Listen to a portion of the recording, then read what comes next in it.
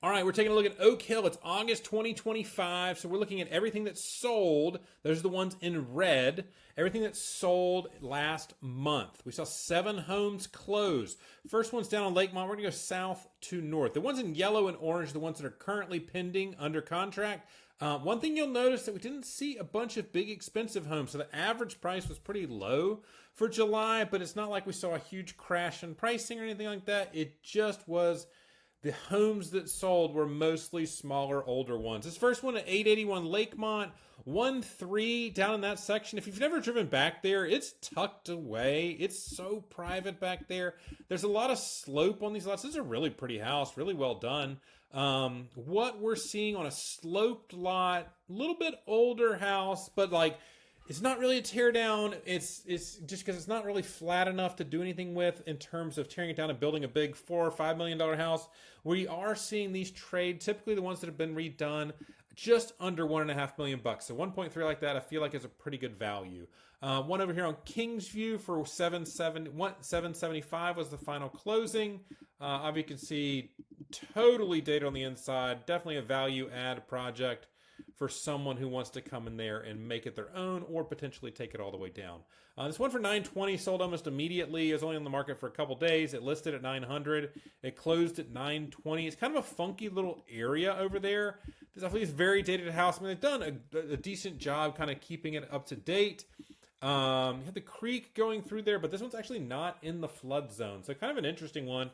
Be interesting to see if it gets torn down or redone. One over on Morriswood for $1,050,000 for comp purposes only. That just means they didn't list it publicly.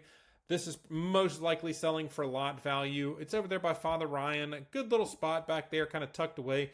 You are dealing with 65 fairly close by, so there are some road noise issues. One on General Bay. General Bay's a great street. My grandfather lived on General Bay forever, and my aunt and uncle actually live over there. This one closed at $1,025,000. Curious kind of what the pictures look like. It looks like it's been like well maintained, well kept up. At $1,025,000, if we're on the Oak Hill side of it, since we're doing Oak Hill, I don't think it's borderline teardown. Just at that price point. And there's one listed around the corner on Albert for $3.5. That's a new construction one.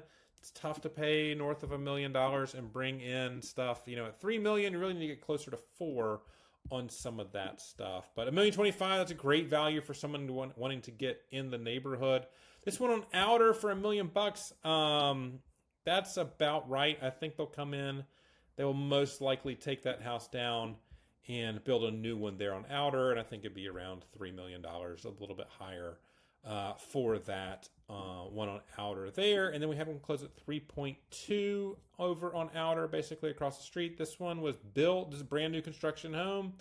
They sold it before it was done. 3.27. It's pretty good size for what I remember. Yep, it's a 5.5, 5,500 square feet. Good flat lot in Oak Hill. So that's what's been going on. A little bit down in terms of number of closings for the month. The average price is down, but don't let that get you down too much. That doesn't affect most people's home values, just because we didn't see many big ones trade. So hopefully that's helpful for you. If you own a home in Oak Hill and you want to know what it would sell for in today's market, just reach out to me. All my contact info is below this, and I'll talk to you soon. Thanks for watching.